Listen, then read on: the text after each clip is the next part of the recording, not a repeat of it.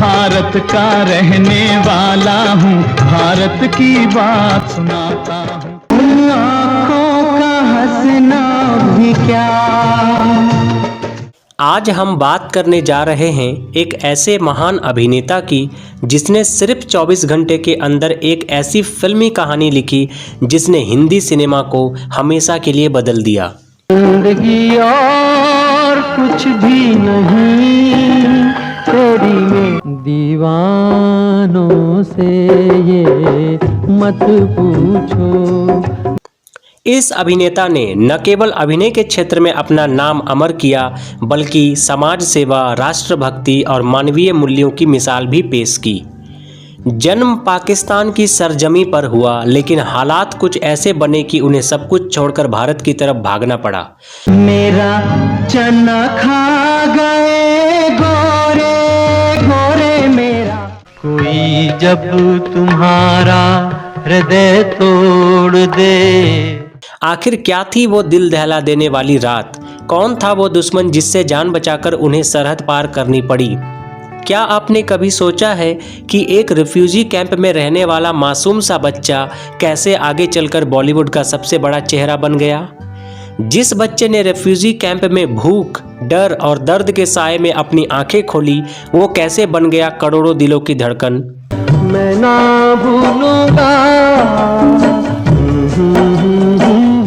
पानी रे पानी, पानी रे पानी, तेरा रंग कैसा। कैसे उन्होंने एक्टिंग की दुनिया में कदम रखा, कैसे वो फिल्म दर फिल्म सुपरस्टार बनते चले गए और कैसे वो बन गए भारत कुमार, एक ऐसा नाम जो आज भी लोगों की जुबान पर है।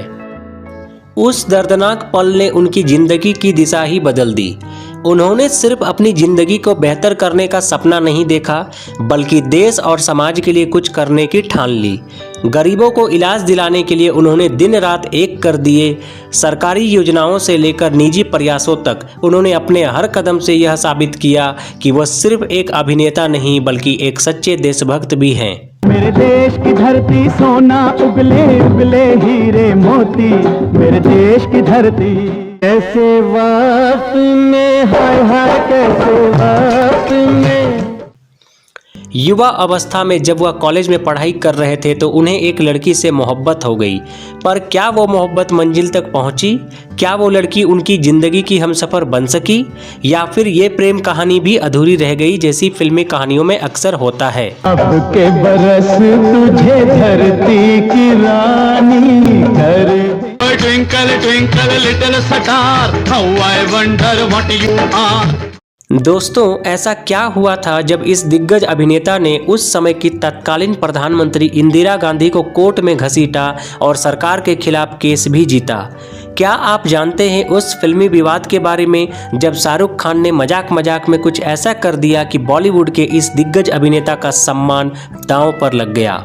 आखिर ऐसा क्या हुआ था उस सीन में जो बन गया एक बड़ा विवाद? क्यों भड़क उठे मनोज कुमार और उन्होंने एक मजाक के जवाब में सीधे ठोक दिया 100 करोड़ रुपए का मानहानि का दावा? क्या वाकई ये महज एक फिल्मी मजाक था या इसके पीछे छिपी थी कोई गहरी चोट? क्या था वो दृश्य जिसने मनोज कुमार जैसे शांत स्वभाव अभिनेता को भी मजबूर कर दिया कानूनी कार्रवाई करने पर? ऐ वतन हमको तेरी कसम, तेरी राहों, जिस चोले को पहन शिवाजी खेले अपनी जान पे। क्या आप जानते हैं उन्हें बचपन से ही दिलीप कुमार की फिल्मों का जुनून था? हर सीन, हर डायलॉग, हर भाव उनके भीतर तक छू जाता था। और किस्मत का खेल देखिए, एक दिन ऐसा आया जब वो खुद दिलीप कुमार के साथ पर्दे पर नजर आए। बचपन में जिनके पोस्टर दीवारों पर लगाए थे, अब उन्हीं के साथ कंधे से कंधा मिलाकर काम कर रहे थे। इतना ही नहीं, आगे चलकर उन्होंने खुद दिलीप कुमार को अपनी फिल्मों में साइन करके एक नया इतिहास रच डाला। चलने का नाम, चलते रहो सुबह हो शाम, आंसू आंसू ढलते हैं अंगारों। आज की इस वीडियो में हम आपको दिखाएंगे उनके जीवन से जुड़ी वो सारी अनसुनी बातें जिनके बारे में शायद ही आपने कभी सुना हो। उनका फिल्मी सफ़र, उनका संघर्ष, उनका प्यार, उनके सामाजिक कार्य और उनका असली चेहरा, सब कुछ विस्तार से। तो बने रहिए हमारे साथ इस बेहद प्रेरणादायक और भावनात्मक यात्रा में। वीडियो को अंत तक जरूर देखिए और अगर आप भी इस महान कलाकार की ज़िंदगी से कुछ सीखना चाहते हैं तो हमारे चैनल को सब्सक्राइब करना बिल्कुल मत भूलिए, क्योंकि हम लाते हैं आपके लिए ऐसी ही दमदार और सच्ची कहानियाँ जो सिर्फ मनोरंजन नहीं बल्कि प्रेरणा भी देती है। सरफरोशी की तमन्ना।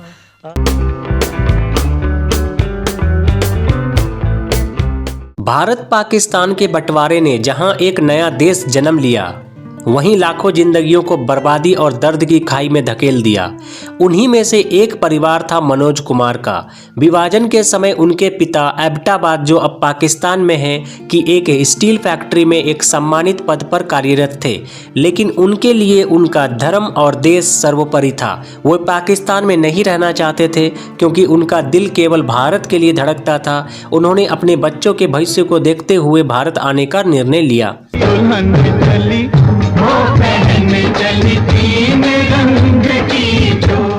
चंदा काले आएंगे, सूरज से आँख मिलाएंगे। जब उनका परिवार भारत की ओर रवाना हुआ तो यह सफर केवल भौगोलिक नहीं, भावनात्मक और शारीरिक पीड़ा से भरा हुआ था। रास्ते में लूटपाट, मारकाट और हिंसा का तांडव फैला हुआ था। इसी भयावह यात्रा में मनोज कुमार ने अपना एक भाई खो दिया। एक मासूम 10 साल का बच्चा जब अपने भाई को आंखों के सामने मरते देखा तो वह पल उसकी आत्मा में हमेशा के लिए दर्ज हो गया। दिल्ली पहुंचकर उनका परिवार विजयनगर इलाके के एक रेफ्यूजी कैंप में कुछ समय तक रहा। न घर था, न भोजन और न ही कोई सहारा। उस समय मनोज कुमार की मां गर्भवती थी। आर्थिक तंगी इतनी थी कि उनके पिता ने उन्हें एक सरकारी अस्पताल में भर्ती करवाया। वहीं एक बेटे का जन्म हुआ जिसका नाम कुकू रखा गया। लेकिन अफसोस, देश में दंगों की भयावह स्थिति के कारण डॉक्टर और नर्सें अपनी जान बचाने के लिए अस्पताल छोड़कर भाग जाते थे। इसी अव्यवस्था में कुकू बीमार हो गए और समय पर इलाज न मिलने की वजह से उन्होंने अस्पताल में ही दम तोड़ दिया। यह घटना मनोज कुमार के जीवन की सबसे बड़ी त्रासदी बन गई। अपने छोटे भाई को यूं मरते देख उनका मासूम दिल आक्रोश से भर गया। उन्होंने गुस्से में आकर अस्पताल के डॉक्टरों और नर्सों पर हमला करने की कोशिश की, लेकिन उनके पिता ने उन्हें रोक लिया। उन्होंने समझाया कि हिंसा से कुछ नहीं मिलेगा और सही राह ही इंसान को मंजिल तक पहुंचाती है। धीरे धीरे हालात सामान्य होने लगे। उनके पिता ने दिल्ली के राजेंद्र नगर में एक छोटा सा घर किराए पर लिया। वहीं मनोज कुमार के छोटे भाई राजीव और बहन ललिता का जन्म हुआ। मनोज कुमार का परिवार अब कुछ हद तक स्थिर हो चुका था। उन्होंने दिल्ली के हिंदू कॉलेज से पढ़ाई शुरू की। कॉलेज के दिनों में मनोज कुमार को कहानी लिखने और किताबें पढ़ने का शौक चढ़ा। यहीं उनकी मुलाकात शशि गोस्वामी से हुई, जो आगे चलकर उनकी जीवन संगिनी बनी। लेकिन मनोज कुमार के दिल में फिल्मों के लिए एक अलग ही दीवानगी थी। जब वे एबटाबाद से दिल्ली आए थे तब उन्होंने पहली बार दिलीप कुमार की फिल्म जुगनू देखी थी। दिलीप कुमार का अभिनय उनके दिल में उतर गया। एक और फिल्म में जब उन्होंने देखा कि दिलीप कुमार मर जाते हैं तो उन्हें गहरा झटका लगा। लेकिन जब अगली फिल्म में वही अभिनेता फिर से जिंदा नजर आए और अंत में फिर से मर गए तो यह बात उनके मासूम दिमाग में नहीं आई। उन्होंने अपनी माँ से पूछा, माँ, आदमी कितनी बार मरता है? माँ मुस्कुराई और बोली, आदमी एक बार मरता है बेटा। जो बार बार मरकर फिर जिंदा हो जाता है वो फरिश्ता होता है। यही बात मनोज कुमार के दिल को छू गई। उन्होंने ठान लिया, मुझे भी फरिश्ता बनना है जैसे दिलीप कुमार हैं। मैं भी एक दिन अभिनेता बनूंगा। यहीं से शुरू हुई उस लड़के की यात्रा जो एक दिन देशभक्ति फिल्मों का पर्याय बन गया।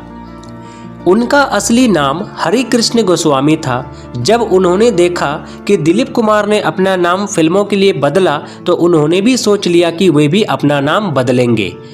तभी उन्होंने तांगा वाली फिल्म का प्रीमियर देखा जो 1955 में दिल्ली में हुआ। वहां कुछ फिल्मी हस्तियां मुंबई से आई थी। प्रीमियर में ही उनके एक रिश्तेदार ने उन्हें पहचान लिया और बोले, अरे हरि, तू तो हीरो जैसा लग रहा है। इस पर मनोज कुमार ने मुस्कुराते हुए कहा, जब हीरो जैसा लगता हूँ तो मुझे हीरो बना दीजिए। फिर क्या था, उन्होंने अपने उसी रिश्तेदार के साथ मुंबई का रुख किया। लेकिन मुंबई जो सपनों की नगरी कहलाती है, वहाँ सपने देखना आसान था लेकिन पूरा करना बेहद कठिन। शुरुआत में उन्होंने सोचा कि उनके भाई के जरिए उन्हें फिल्मों में काम मिल जाएगा, लेकिन जल्द ही उन्हें हकीकत का सामना करना पड़ा। मनोज कुमार रोजाना किसी न किसी फिल्म प्रोड्यूसर या डायरेक्टर के ऑफिस में जाते, लेकिन दरवाजे पर ही रोक दिए जाते। गेट कीपर उन्हें पहचानने लगा था और बाहर से ही टाल देता था। महीनों बीत गए लेकिन कोई काम नहीं मिला। जिनके साथ वे मुंबई आए थे उन्होंने भी साथ छोड़ दिया और कह दिया, यहाँ काम जल्दी नहीं मिलता है, संघर्ष करना पड़ता है। अब मनोज कुमार मुंबई के रेलवे स्टेशन, फुटपाथ और मंदिरों में रातें बिताने लगे, कभी किसी दोस्त के यहाँ तो कभी स्टेशन की बेंच पर। यही उनकी दुनिया बन चुकी थी। भूख, थकावट और अनिश्चितता उनके साथ दिन रात चलती थी, लेकिन उनके अंदर का जुनून मरने नहीं देता था। इन्हीं कठिन दिनों में उन्होंने दिलीप कुमार की एक और फिल्म शबनम देखी और अपने सपने को और भी मजबूत किया। उन्होंने तय कर लिया था कि चाहे कितनी भी मुश्किलें आए, वे फिल्मों में अभिनेता बनकर रहेंगे। और तब उन्होंने अपने लिए नया नाम चुना, मनोज कुमार। एक नाम जो आगे चलकर भारतीय सिनेमा में देशभक्ति, आदर्श और आत्मसम्मान का प्रतीक बना। 1957 में फिल्म फैशन से उन्होंने अपने फिल्मी करियर की शुरुआत की, वो भी एक 80 वर्षीय बूढ़े व्यक्ति की भूमिका निभाकर। मेकअप इतना सशक्त था कि लोग उन्हें पहचान तक नहीं पाए।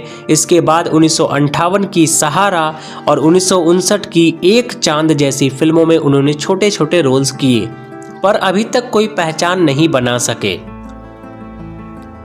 1961 में फिल्म कांच की गुड़िया से उन्हें पहली बार मुख्य भूमिका निभाने का अवसर मिला, पर यह फिल्म फ्लॉप रही।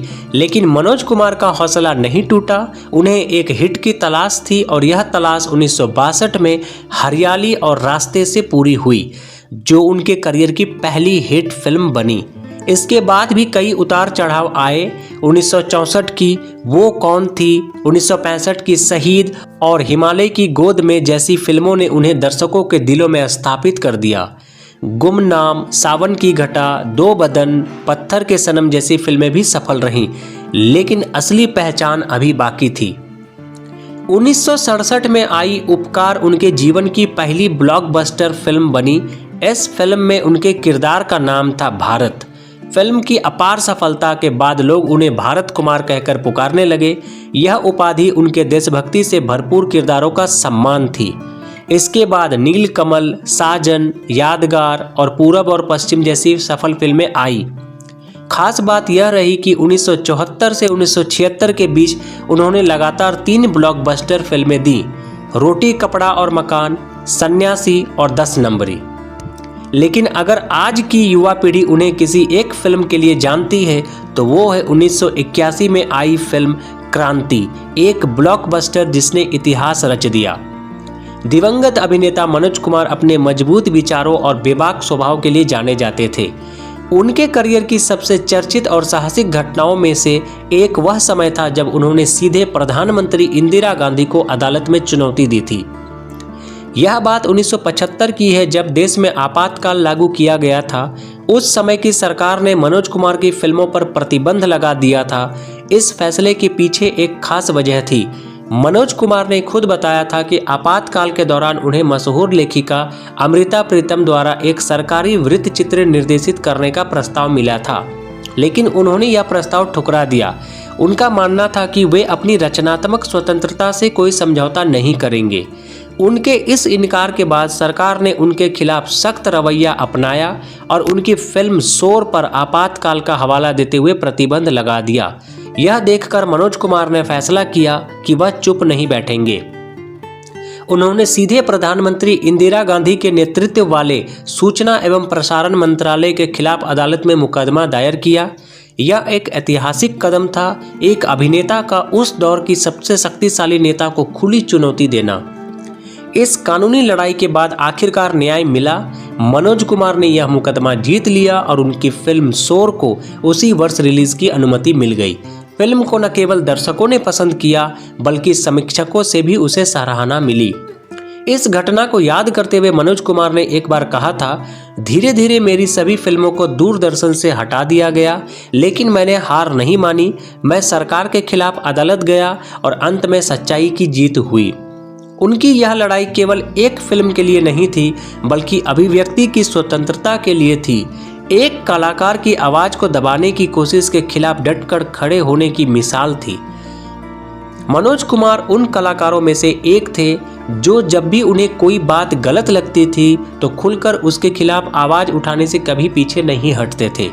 इसका एक बड़ा उदाहरण तब देखने को मिला जब उन्होंने शाहरुख खान और उनकी फिल्म ओम शांति ओम के खिलाफ मानहानि का मुकदमा दायर कर दिया। आइए जानते हैं ऐसा क्या हुआ था जो मनोज कुमार को इतना बड़ा कदम उठाना पड़ा। शाहरुख खान और मनोज कुमार के बीच विवाद का कारण यह घटना साल 2007 की है।